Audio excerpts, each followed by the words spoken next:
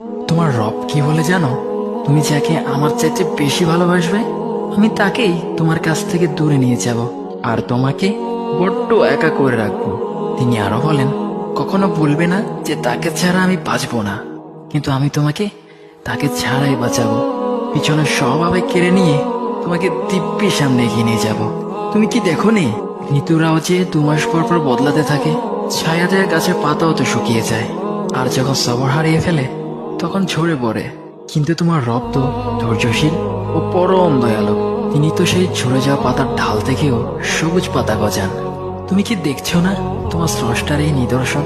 যে মানুষটাকে তুমি নিজের জীবনের চাইতেও বেশি ভালোবাসতে, সেই মানুষটাও একদিন অচেনা হয়ে যায়, তোমার মন ভেঙে যায়, এমনকি বন্ধুর শত্রুতে পরিণত হয়। আর খানিক সময় পর শত্রু বন্ধুতে পরিণত হয়। যে মানুষটাকে তুমি নিজের জীবনের অংশ ভাবতে, সে মানুষটাও প্রতারণা করে। বুঝি না, এত কিছু হওয়ার